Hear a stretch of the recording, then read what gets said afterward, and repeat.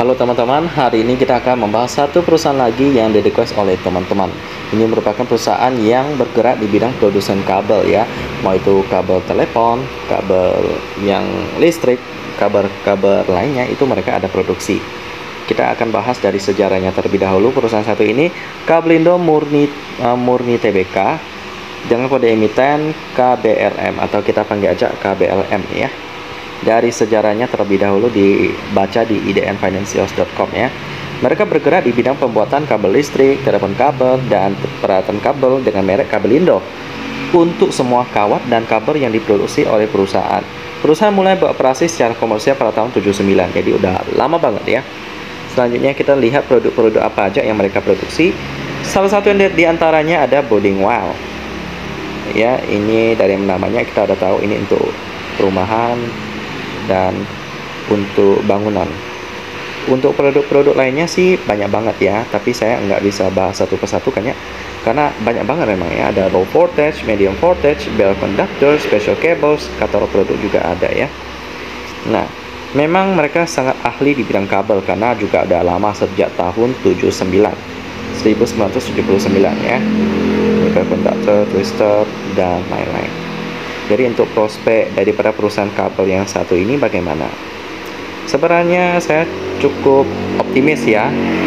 Usaha mereka ini cukup lancar karena bayangkan di semua wilayah Indonesia, bahkan belum terhitung pasar ekspor di luar negeri ya, itu banyak banget yang membutuhkan kabel seperti kabel listrik dari PLN, kabel telepon juga, bahkan kabel internet itu juga ada.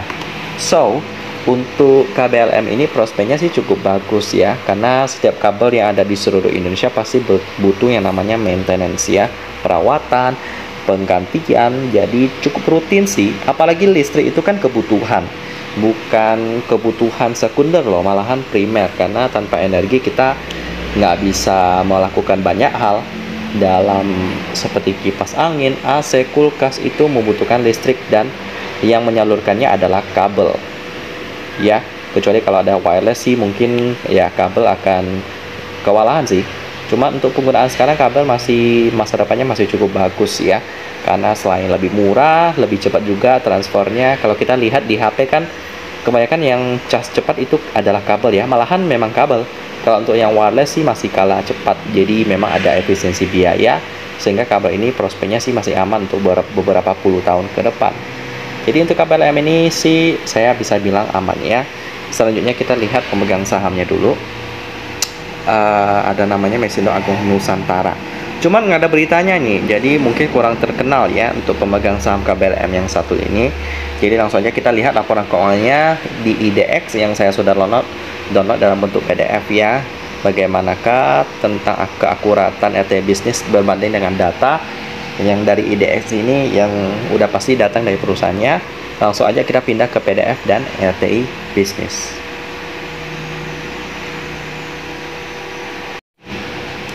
Dan beginilah penampakan daripada KBLM ya. Kita lihat di sini Mesindo Agung Nusantara yang nggak ada beritanya itu memegang porsi yang cukup besar loh, sebesar 34% ya. Lalu porsi masyarakatnya itu sebesar 18%, jadi masih aman. Langsung aja kita lihat laporan keuangannya yang sudah update sampai kuartal pertama tahun 2022. Tahun 2021 mengalami kerugian yang cukup parah sih, mungkin karena pandemi juga, ekonomi juga, jadi mungkin banyak yang menahan pengeluaran untuk melakukan maintenance kabel juga ya dari pemerintah juga. Untuk net profitnya 9,5 miliar rupiah. Kita cek apakah benar di PDF. Dari laporannya sih dia memakai mata uang rupiah dalam satuan ya, jadi nggak usah kita kali, langsung kita lihat. Di bagian laba rugi yang dapat diatribusikan ke entitas induk sebesar 9,5 miliar rupiah. Jadi akurat dengan PL-nya 8,25 kali. Bagus juga sih, cuman nggak se-wow itu. Cuma perusahaan kabel yang saya kenal juga memang valuasinya segitu-gitu aja ya. Belum ada yang bisa masuk watchlist premium saya yang bergerak di bidang kabel. Lalu selanjutnya kita lihat koordinasinya 144%. Itu kita bandingkan antara jumlah aset lancarnya 518 miliar rupiah dengan utang jangka pendeknya yang sebesar 358 ya. Jadi memang ya aset lancarnya memang lebih besar, 1,4 kali lipat. So bagus. Lalu untuk turnover hari ini di jam 3 lewat 11 menit, masih ada 4 menit sebelum pasar beneran tutup ya. Itu turnovernya 1,63 miliar rupiah. Bagus sih. Jadi teman-teman yang request KBLM ini ya boleh-boleh aja sih untuk investasi ke sini ya. Cuman jangan lupa untuk melakukan diversifikasi dan memakai uang dingin biar investasinya aman ya. Kalau dari watsi saya sih nggak ada yang bergerak di bidang perkabelan ya. Tidak ada. So untuk KBLM ini sih nggak ada referensi sih. So untuk KBLM ya bolehlah. Tapi jangan lupa untuk memakai uang dingin dan diversifikasi. Demikian pembahasan tentang KBLM, produsen kabel listrik, kabel internet, kabel telepon yang valuasinya ya boleh-boleh lah. Dan kita ketemu lagi di video selanjutnya.